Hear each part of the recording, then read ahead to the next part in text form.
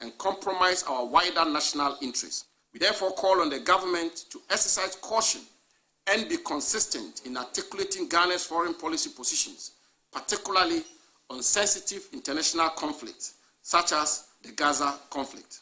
The government must ensure that Ghana's position reflects our long-standing commitment to non-alignment, multilateralism, and principled diplomacy, rather than hasty or unilateral declarations.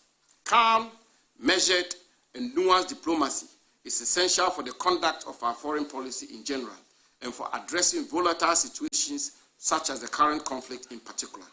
As members of Parliament, we take this opportunity to reaffirm our commitment to defending the sovereignty of our nation, upholding the Constitution, and preserving Ghana's hard-earned reputation as a principled and respected actor on the international stage, and will therefore be unrelentless in holding the government accountable in the conduct of our nation's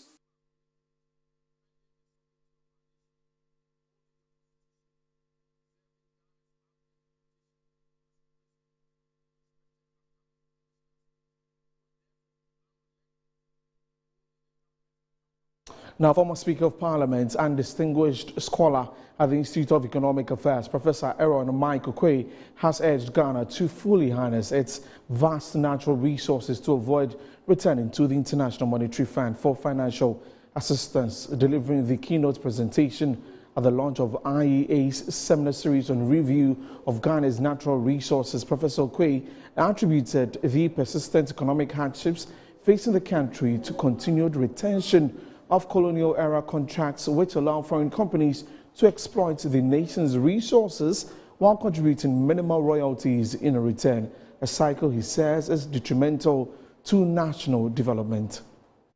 Under colonialism, every mineral found under our soil and waters belonged to the colonizers. The monarch in the metropolis gave European companies license to mine our minerals, and the profits belonged to the foreign companies and the crown. After all, we were colonial subjects. Indeed, it was customary to grant those who led gigantic exploits royal titles, including knighthood.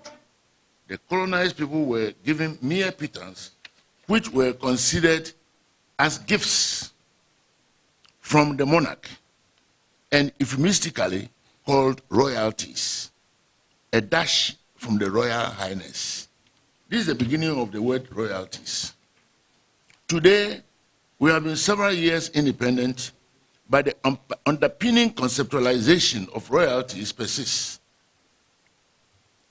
In the colonial years, no taxes were payable by royal fiat because, after all, the companies were operating under royal charter for royal benefit.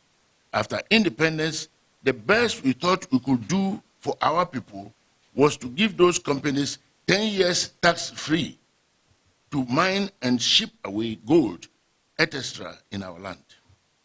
Incidentally, there have been cases where Company A mines for 9 years, and rather than start paying tax soon, it packs up, and sister company, Company B, buys the mine and takes on the process and continues with the process, and the tax payment or honeymoon starts again.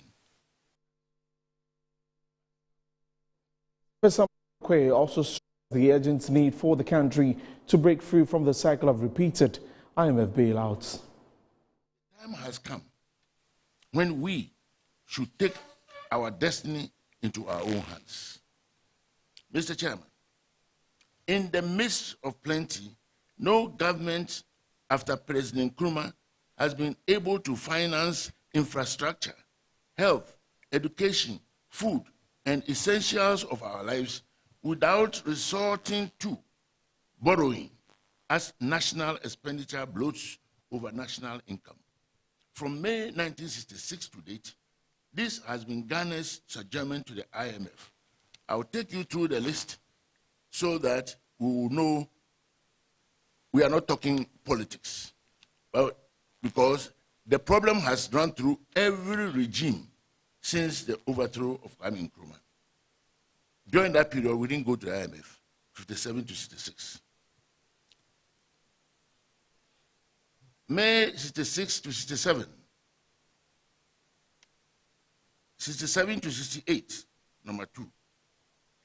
68 to 69, and you will know who was in charge.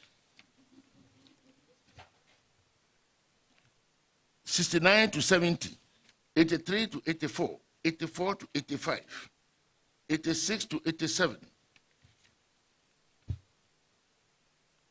87, 88, 88, 92, 95, 99, 99, 2002, 2003 to 6, 2009 to 12, 2015 to 19, 2020, 2023 to 2026.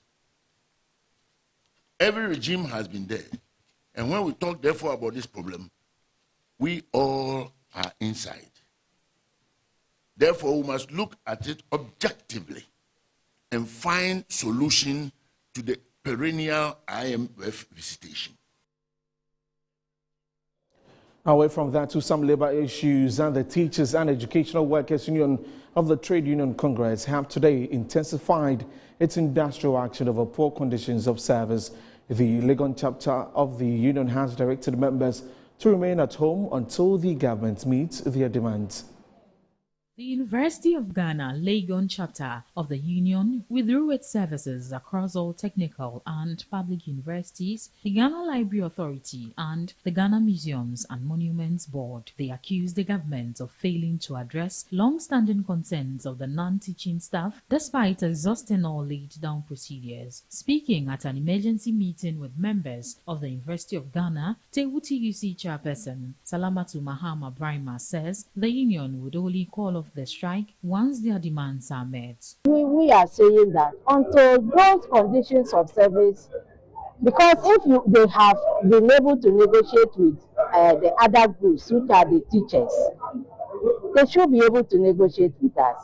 But if they think that the teachers can work without us, then they shouldn't mind us. So until we conclude and sign the conditions of service, we will not come to work. She added that some administrators have resorted to intimidating their members. Hence, the union has constituted a task force to ensure all members remain at home. Universities have a tradition. Each time we declare a national strike, we also have to come to the campus. So we go to the various campuses. So what we have done here have taken on. Currently, the General Secretary is not here because he's in Kumasi. So he will also go to KNUST. The other campuses will have council members who will also go and declare. Tewu insists they will only call off the actions if Fair Wages and Salaries Commission receives the appropriate mandate from the Ministry of Finance and other government employers to continue and conclude their negotiations. You're still watching the news updates here on Good Afternoon Ghana. I am Desmond Okorekodan. So now to some of the stories. President John Dramani Mahama's performance rating has dropped by 6%, reviewed by Global Info Analytics latest polls. According to the poll, the president's job approval fell from 73% in July to 67% in September, representing a 6-point decline. The survey also revealed that 22% of voters disapprove of his performance, while 11% expressed no opinion, resulting in a net approval rating of 45% plus. The poll noted that for the first time, every region recorded majority approval of the president's job performance. On the direction of the country, the survey indicated a slight decline in optimism, while the majority of voters still believe Ghana is headed in the right direction. The figure dropped from 71% in July to 66% in September, representing a 5.4. Despite this dip, most regions continue to express confidence in the nation's trajectory. Regarding the government's overall performance, 18% of respondents rated it as excellent, 54% as very good or good, 12% as average, and 16% as poor or very poor. The poll highlighted an increase of 5 points in the proportion of voters who rated government performance as poor or very poor compared to July. The poll conducted between 15th and 23rd September 2025 sampled 9,509 voters nationwide using a mixed methodology of telephone and face-to-face interviews. It has a confidence level of 99% and a margin of error of that is plus or minus 1.30%.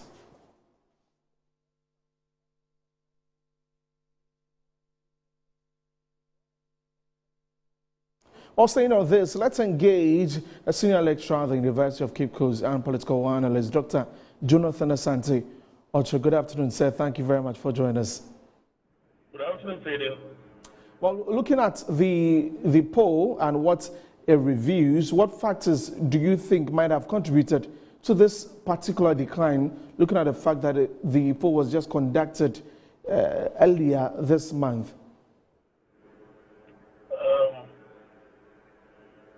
If you looked at the data that the Global Informatics brought, then obviously, in all generality, the approval rating of the president and the entirety of government is still very high. I am of the view that the only particular issue that might have brought the ratings a little bit down from where it was in July will probably be Galamsey. And you could see that there was a groundswell attack on government, especially when the president met the press, and the responses that he gave with respect to the Galamsey issue and menace took the center stage, throughout the week. And many were those who were not too satisfied. But I realized that the president just took the middle line, the path of least resistance. And that is the fact that the issue surrounding Galamsey is not merely about doing A, B, C, and D, because it is multifaceted and a very complicated issue. When you're talking about not less than 4 million people engaged in such a business, then it means that you have a very Herculean task to deal with that. That apart, we are talking about some of these people bearing arms. Now, if you dislodge them without any appropriate compensation in terms of jobs or alternative livelihood, then it means you are creating a security threat. That in itself is like a rebel insurrection that is about to happen. But that is not an excuse for those who do wrong, because in the same vein, we cannot justify armed robbery just because you're unemployed or you're jobless. That is not any means by which one could justify such a thing. So I am of the view that that which might have created that particular reduction in terms of approval rating of the president most likely should be the Galamsey. You say that it must have been due to the conversation around Galamsey. What really are the implications if it continues and there's no particular end in sight, to end this menace? Well, I don't want to appear very pessimistic, because I see a lot more commitment on the part of the current government, and I don't like to listen to politicians when it comes to Galamsey. I rather want to listen to the views of Dr. Kenasibi,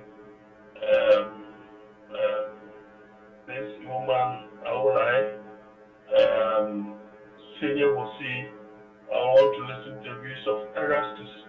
Now, these are the very minority voice, and then probably Mr. Martin, Kubu, and the rest. These are some of the views that I want to listen to, because they have been very consistent in their approach and the fight and their viewpoint when it comes to Galamsey. But I can say authoritatively that the current president and the current government have really demonstrated that commitment. It is still not good enough. And many are those who are still calling upon him to declare a state of emergency. Those who are in agree with them, they must, for the consequences, that it means that in that particular area of law, the constitution is suspended in that area. People could easily be killed on extrajudicial. And the point is that you will also have to bear in mind that these people who are bearing arms will be very rebellious. And if you want to go on an attacking fashion, then you must be ready to also incur casualties on the side of government, on the side of the state. These are many things that I believe that what the president said that, look, he still has more options at his disposal. And when it gets to that particular bridge where he will want to declare state of emergency, he will do so. Bear in mind also, Fading, that in this district where the Galamsey takes place, it is not everybody there who is a Galamseyer. There are others who are into farming. There are others who are into trading. So when you declare state of emergency, you have to bear in mind that there are certain innocent people that may be affected. And others in terms of, feeding could also become a problem. And so unless we get there as a nation, probably I want to side with the view of the president until proven otherwise. Besides, I want to find out if we have seen any testing of the capacity of our water bodies currently that is more than what they inherited. If that is the case, then it is bad enough. It is equally bad enough that Kunyaku water treatment, plant that supplies some group of communities in central region would have been affected by Galamsey activities somewhere in the eastern region, Ayosu River also. And so, we would have to leave it here.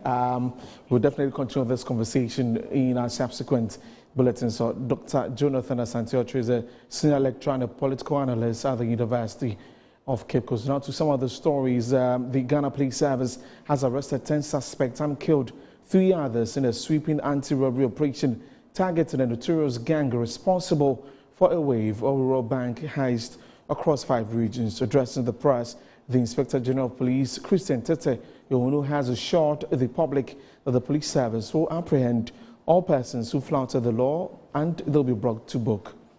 We are delighted to share with you a major, massive breakthrough in the service has made in our fight against violent crimes, specifically armed robbery. The operation over the past year, the service recorded a number of robberies targeting financial institutions, particularly rural banks. My team and I, after analyzing these robberies, observed a similar pattern. We immediately got to work. After painstaking investigations, working with credible informants, analyzing available data, surveillance across several regions, we launched a targeted operation to arrest these criminal elements. This operation took us to the Ahafo, the Western, the Central, Eastern, and Ashanti region in towns such as Esreso, Edija, Ejiso, Achiankrum, Atonsu, Chirapatri, Ahua, Zongo, Aputoja, Abotem, please forgive me my language, Kasebost, Eswofua, Atosu Monaco, Pechi, Obuase, and Boaho near Kronom. These are the hideouts of these criminals. I'm delighted to announce that we have successfully dismantled the gang behind all these robberies. So far, we have successfully arrested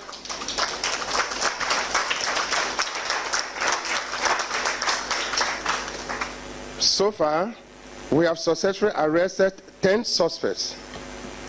3 other suspects were shot dead in the course of the operation during a shootout with the police.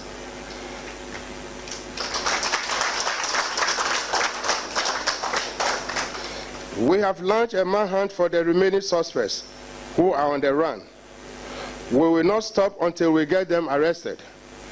We were also able to recover 14 weapons, including AK-47 rifles, pump-action guns, a single-barrel gun, pistols, ammunition, vehicles, mobile phones, among others.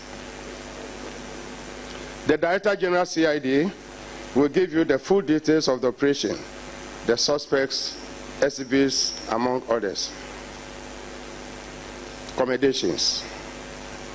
I would like to acknowledge and commend Ashanti Regional Police Commander and his intelligence team for the role they played to ensure the success of this operation. Commander, get up. Get up. Let's clap for him. Let's clap for him. Let's clap for him. Thank you.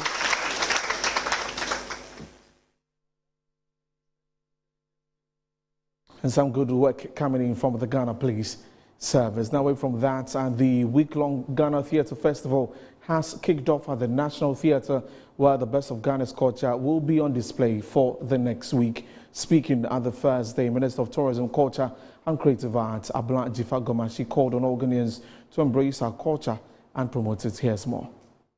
The opening day of the festival brought together key stakeholders in the theatre industry, including the Minister of Tourism, Culture and Creative Arts, Abla Jifa Gomashi, the Director of the National Theatre, performers and other invited guests.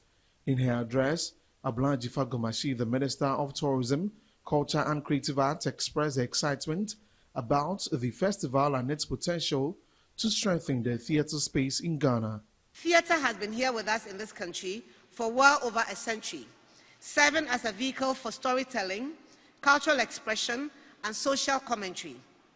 This is what we celebrate today, and I'm immensely delighted to be a part of it, given my role as a practitioner and currently the sector minister. I was intrigued when I read the theme for this year's Theatre Festival, that is, showcasing the rich diversity of Ghanaian culture through the performing arts. I'd want to believe that showcasing in that context is inherently development, promotion, and preservation of our culture, the overriding theme of the mission of the National Theatre of Ghana in the face of globalization influences in the world of media interconnectivity. She also urged all stakeholders to recognize and respect the contributions of performers and creative artists. So why are you mocking this space that has room to accommodate everybody? When you go and study all the courses that you want to study at the higher institutions, you don't even know who is going to employ you. But the likes of George Quay can employ you as their lawyer to draft their agreements. You go and study architecture. We can employ you to build our theatre. And you still have the effrontery, the audacity to ridicule us and seek to disrespect us. Perhaps it's time that we woke up to smell the coffee and turn the corner to join us to be a true reflection and teachers of what we want our Ghana to be. The festival, scheduled to conclude on Saturday, September 27, will feature a series of workshops, symposia, and master classes.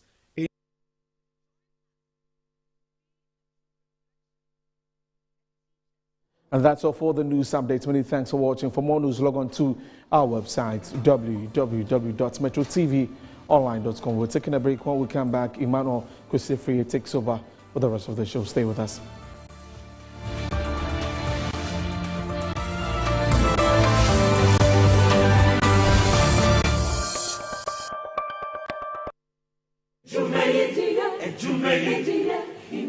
In life, choice is good, but choice plus safety is way better.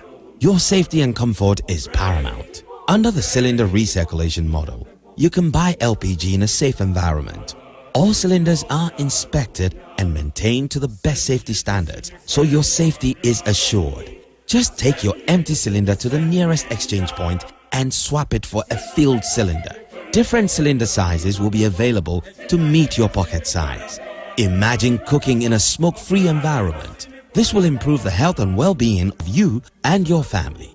Choose LPG in a safer model of distribution. Cylinder recirculation model. Securing your safety. Creating more jobs. A message from the National Petroleum Authority under the patronage of the Ministry of Energy.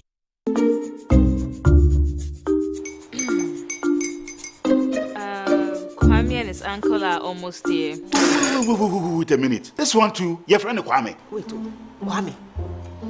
As in the same Kwame again? Yes, Mommy. I'm the second coming. Into all this tension just to reintroduce that broke boy from Kaswa. Why would you deceive the family like this again? Now I understand the whole delay. Troll from Kaswa dear. Why wouldn't he be late? Or be late? Of course.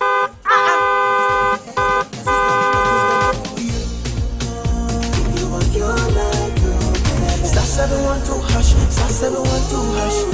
Yeah, you go feel the luckiest. Coffee from Georgia be luckiest. From not the cause she be luckiest.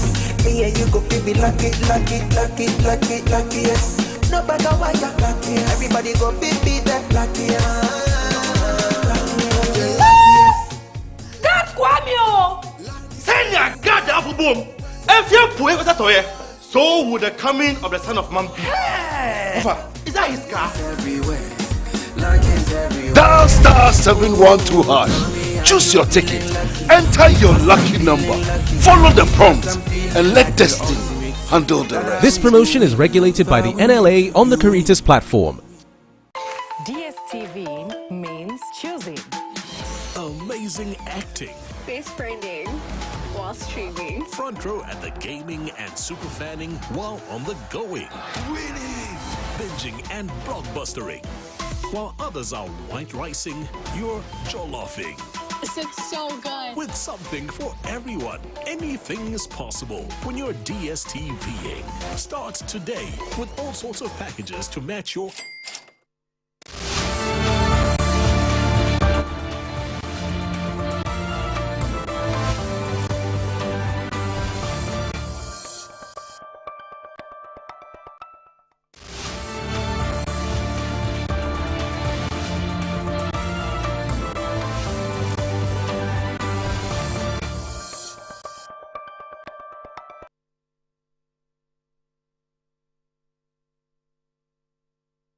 We are delighted to share with you a major, massive breakthrough in the service has made in our fight against violent crimes, specifically armed robbery. The operation over the past year, the service recorded a number of robberies targeting financial institutions, particularly rural banks. My team and I, after analyzing these robberies, observed a similar pattern. We immediately got to work. After painstaking investigations, working with credible informants, analyzing available data, surveillance across several regions, we launched a targeted operation to arrest these criminal elements. This operation took us to the Ahafo, the Western, the Central, Eastern, and Ashanti region in towns such as Esreso Edija, Ejiso Achiankrum, Atonso Chirapatri, Ahua Zongo, Aputoja Abotem, please forgive me my language. Kasebost, Eswofua, Atosu Monaco, Pechi, Obuase, and Boho near Kronom. These are the hideouts of these criminals. I'm delighted to announce that we have successfully dismantled the gang behind all these robberies. So far, we have successfully arrested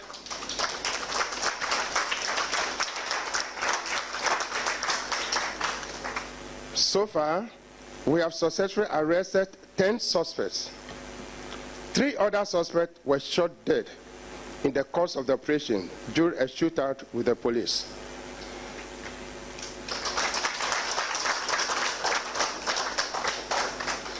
We have launched a manhunt for the remaining suspects who are on the run. We will not stop until we get them arrested. We were also able to recover 14 weapons, including AK-47 rifles, pump-action guns, a single-barrel gun, pistols, ammunition, vehicles, mobile phones, among others. The Director General CID will give you the full details of the operation, the suspects, SCBs, among others. Commendations. I would like to acknowledge and commend Ashanti Regional Police Commander and his intelligence team for the role they played to ensure the success of this operation. Commander, get up. Get up. Let's clap for him. Let's clap for him. Let's clap for him. Thank you.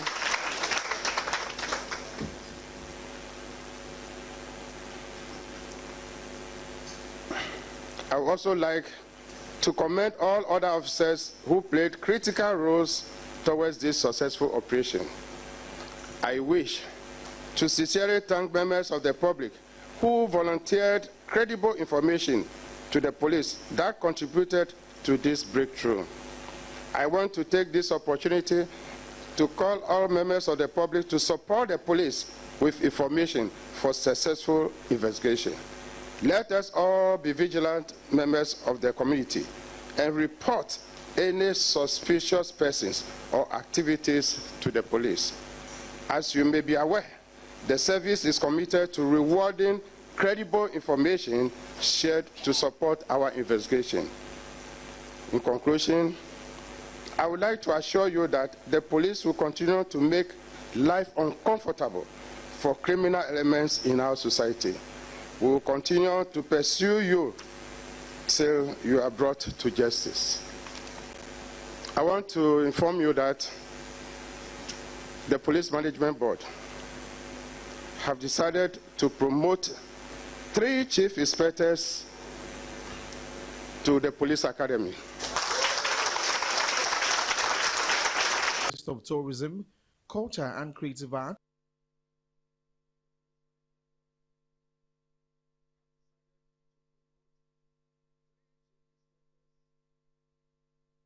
It is a Wednesday, and I have to sit in for my dear colleague Annie Ampofo, who is on a different assignment this afternoon. But of course, it is for God and country. Thank you very much for joining us. If you just tuned in, just gone by is a new segment, and we are coming your way live from our studios here at Ridge in Accra. And this afternoon, we bring you politics. We talk about the Convention People's Party, and they are telling us that they intend to reorganize the party. Our big question this afternoon is reorganize to what? Since the formation of the political party in the 1940s, they have been strong and integral in the politics of the country. And over the period, I can say the party has some way, somehow, be disintegrated to a point where they don't even have a member of parliament in the Parliament of Ghana. And what they are saying today is that they are on a path of reorganization to reclaim their glory, come back into their position, become or get members of parliament in the Parliament of Ghana and go ahead to win elections. Maybe the 2028 general elections or the 2032 general elections and subsequent elections, but they will not allow the party to die off. They will not allow the party to be maybe a third or a fourth or a fifth leg of the Ghanaian partisan politics. And so this afternoon we are going to go into the details of that. And then we will eventually dovetail into the Yensure Hunahuna campaign. Did you monitor that yesterday? What was the form of it? How did it go? The concerns, how are they going to be addressed? And moving on, how is the political landscape of the country going to be like? So this afternoon, you want to stick and stay here with me. We may allow phone in or we may allow WhatsApp messages if the time permits, so that you can share with us your concerns and your views. So join us in the conversation. Let's have a discussion together. I said earlier on that I'm sitting in for my colleague, Annie Ampofu. So you're welcome to the show with me, Kwesi Afriyie. And I'll begin with a discussion on the Convention People's Party. So the coordinator for the Reorganization Committee of the CPP is Moses Ambin Irimambo, and he's my friend. It's been a long time. I met him. It's been a while. How have you been? Well, we've been okay. Trying to put things your mic is actually off. Okay, so please press it for me, the mic together. Yeah, precisely. Good. So we need to put things together. The Great Convention People's Party needs to be on its feet. It needs to be a credible alternative to the duopoly. So we've been working in and out, ensuring that the party will be in a good shape approaching 2028 general elections. So, my good friend, it has not been easy. It has been tough. But we are still resilient, as the CPP has always been, and hoping that come what may, the sleeping giant will rise again. You have not been resilient, as if you say, as you have always been. Yes. You have been tough, as you have not been. We have been. You have not been. In fact, what the CPP has gone through, if it was just an ordinary party, it would have been no more. That is where the resilience comes in. From 1966, when we were overthrown, we were banned. We came back in another form in PNP in 1979 to 81. We were overthrown again. Then, since the inception of 1992, we've not been able to put our house together.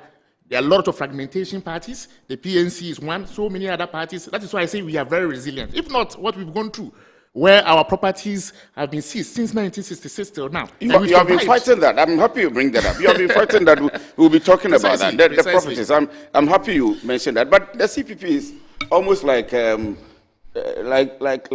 me living in my house. Not too much seen in the country now. Well, you see, unfortunately, what is happening in Ghanaian politics is that the duopoly has made politics too much expensive. But that is your problem. No, it is our problem. That is your cause. You see, we have never advocated for such way of politicking. That politics becomes so expensive that you need no less than $200 million, according to the CCB report that they just released 2 days ago. That is even an understatement. $200 million to win the presidency.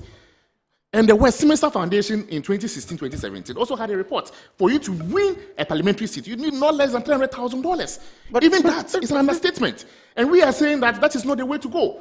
That has made we, the Convention People's Party, as an ideological party. We do not believe in that part, that I need to give people money or I need to give people goodies before they vote for me. But this is a system that you have been part of to create. Because the politics of Ghana, at a point in the country, rested on your shoulders. Precisely. And you have allowed this. No, in those days, in the 60s, if you follow politics, it was people rather who were giving donations for Kwame Nkrumah to campaign. When he comes to Accra and he's going to Adan, they will contribute money and give to Nkrumah to continue the journey. That was how good politics was in the 60s. Unfortunately, in the Fourth Republic, we've lost it. It is rather the highest bidder. And unfortunately, this is what is eating into our fabric. This corruption issue we are talking about, that is where it starts from. The people are ready to invest in political parties. When they come to power, they will ask for their pound of flesh. And this is it. And this is the situation, unfortunately. So it is making we, the other parties, especially the CPP, a very credible party and able to compete in that space. Not because we don't have the ideas or the men. The NDC, the MPD, they themselves, they know that when it comes to ideas and the men, they are nowhere close to us. But it is your men are in MPP and NDC. Oh, who said? Your men are in MPP and in NDC. Even the men in CPP still. You see, the only issue with the CPP, a lot of our men are in academia and are very quiet. And this is one of the issues we'll be addressing, where we want to see more of our vibrant guys at the forefront. Because we have a lot of human resource, but normally in academia, so reserved. And this is the time we are calling out for them to come out. Because this battle we are going to fight in 2028 is not going to be an easy battle. We need everybody on board. Those in academia, those in their private businesses who are in Nkrumah, yes, this is the time to show that you love Kwame Nkrumah. This is the time to show that you love CPP. This is the time to show that you love Ghana. So, my brother, it's not easy. That is why I said we've been, in a way, out of the shadow because of resources. And we believe that going forward, the narration should change. There should be orientation of the Ghanaian youth for them to understand that politics is not about me getting a goodie today, then tomorrow I go hungry. Look, we've been doing campus outreaches, going to campuses. You talk to them, they get it. At the end of the day, they say, Commander, you've spoken well. Are you just leaving us that way? Do something. That is where it all begins. And I'm not able to do that. Maybe my colleague in the NPP or NDC goes there, he speaks to them, he's able to follow by a goodie. Of course, no troop and follow such a person. So it is a reorientation thing. Something we will call a revolution that will have to happen. Not the revolution of guns and cutlasses, the revolution of the mind, where Ghanaian youth will say enough is enough. We want the betterment of our mother Ghana, not this goodie or this opportunity you're going to give me. And what will happen in the next 8, 12 years or 16 years. So, my brother, it's going to be a very interesting spectacle. And we are calling on the masses of the people to rally behind the Convention People's Party. We've done it before. People will tell you, oh, what you did was in the past. In the past, those problems are still today's problem. Unless, of course, they are telling us that what we are importing today, most of the imports that we are enjoying today, are from foreign countries. And this is what Nkrumah saw and brought what we call IS, which is import substitution. In those days, in the 60s, that is where we saw all those factories. Anything that we basic commodities or anything that we used to consume, it was produced here in Ghana. Nobody can tell me that is an archaic ideology. Nobody. As it stands now, it is not possible that as a country, our best days are in the past. No, our best days should rather be now and in the future. And that is what we are fighting for, my good brother. Let me start from the beginning. Yeah. And from the ground. Sure. You go and campaign without item 13. Sure. Why? Why should we do so? Because politics is about service. I am proclaiming that I want to come and serve you. And if I want to serve you, I have to tell you what I can do to serve you better. I come to you, and you are telling me that before you listen to me, or after you've listened to me, I should give you something, or else you are not going to take my message. That is a sad spectacle. You can give them ice cream. You can give them yogurt. Ice cream. You can give them. And you think buying ice cream for over 18 million voters is a possibility? No, if you come to University of Ghana, precisely, and you come and meet students of the SRC, of Political Science Department, of Information Studies Department, we are just about 100 people. Just about 100. So don't worry, I can do that. That's 2,000. I can do that once upon a time. Maybe I can do that. The second time but you don't want to do that. No, we don't want to. It doesn't. It shouldn't be a culture we should encourage, because, as I told you, politics is about service. The students should understand that we are in politics to serve them. So there should be no strings attached. All what you have to do is to understand the message. And if you buy into the message, there we go. If there are strings attached, what it means is that I'm going to find money, get all these ice creams for you. When I come to power, I have to recoup a single penny. All the pennies I've spent on you. By giving you item 13, buying this for you, I will recoup it. And that is the spectacle we are seeing in this country. Unfortunately, we are not reading through the situation to see that, look, this is our Achilles heel.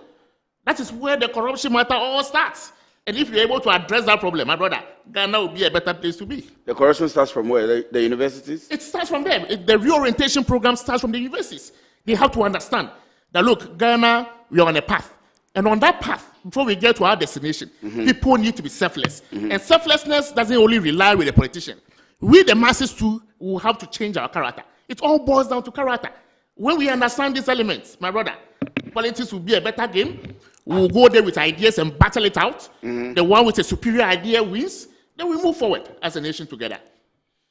I would say that your party has one of the richest histories of political parties in Ghana. Sure. You had the chance. How did we get here? Okay, unfortunately, it was not the doing of the CPP. How? We were in a very jolly ride, but until 1966, 24 February, when it was truncated. Unfortunately, we were on a path where we developed a 7-year development plan, where there was a plan to consolidate agriculture. Agriculture was consolidated. We had raw materials to feed our industries. And our peers then, Singapore and Malaysia, were even in this country to learn from the model we were practicing. It was a jolly ride. Till 1966, what happened? The unfortunate happened. We were overthrown. And that is what we call the dark day in Ghana. And we've never been able to overcome this dark day. It has been a shadow on the nation Ghana. All the successes that we chalked in prior to 1966, that it led to democracy for us that we are enjoying today. We are enjoying today. We had you good think roads. it still was a dark day? It is. It was. And in fact, if you were in a country, we had over 40 or 50 factories. And fast forward, 21st century, now, 2025, you have no factory to build. And I'm saying you would rate that over the democracy we're enjoying today? Oh, why not? Why not? Democracy, then, don't forget, what we're practicing then was democracy. We were overthrown. We came back to form another element called PNP because as at then, it was illegal to operate the name CPP. So we came back in another form, the PNP, under Hillary Mann. Yes. We won the elections, and in 2 years, we were overthrown again. Look at it. So anytime we try to put Ghana back on the good path, we are overthrown. So we come back in 1992, the fourth, Republic. So the Fourth Republic, the beginning of the Fourth Republic. The beginning of the Fourth Republic. It started in 1992. Don't forget, the CPP was still banned. That is why you didn't see the CPP appearing in any election. There were fragment groups. So 98, 99, thereabout, where the CPP went to court to reclaim the name CPP. So just imagine such a journey. You come back into a space, there's already an established NDC, there's an MPP, you need to fight for. You still had your people. The masses of the people so were still CPP. We were not 92. Because most of MPP, most of NDC had come from your party. No problem. So you could see that if in 1992, when the inception of democracy in the Fourth Republic, we were missing in action. So some people were forced to join other elements. So your reorganization that you want to do now should have started from there. That's how come I am able to blame you. No, you can't blame us. I can blame the CPP. No, you can't blame the CPP entirely. What you can accuse us of is that, yes, how come after the inception of the Fourth Republic, we've not been able to rally all our forces together quickly? So you agree with me on that point? On that leg. It is a very dicey issue. I must confess, a very dicey issue. And even now, we are still battling a lot of issues and internal wranglings because we believe that the elements of the Nkrumah's fraternity is a huge fraternity, and we should be able to bring them together around the table to form one strong unit for the CPP. Unfortunately, that has not happened. That is what we are aiming at, my brother. But you have had executives all over these years since the inception of the Fourth Republic. We've had now currently the 9th Parliament. We've had different presidents, and we've had the opportunity to go through this reorganization process. From what you are telling me, you know the problem. We know the problem. So if you know the problem, diagnosing the problem is not that easy because this problem is a root problem. There are two combined problems. We are talking about trying to bring the fraternity together, and two, about resources. There are two combined elements, major elements. Yes. And the issue is that, look, over the years, yes, we've had executives, we've had flag bearers and the rest. But this problem still remains. The CPP is a mass-based political party. We normally resonate and connect with the grassroots. Over the years, what we have detected is that when you go to the last structure, which is the polling station structure, we have been unable to organize and rally the party at the polling station structure. And this is not rocket science. Any political party that refuses to acknowledge that the polling station structure is the strongest, and when you build that structure, you'll be relevant, it's mistaken. So we have realized that, and we need to build all 40,000 plus polling stations. And this is no joke. So after realizing this, the strategy is simple. How do we organize our party using the polling stations? And that is why we took time after the general elections. We have to sit and analyze, look at data, and see the best method to use, which will be cost effective, but will have very serious effects.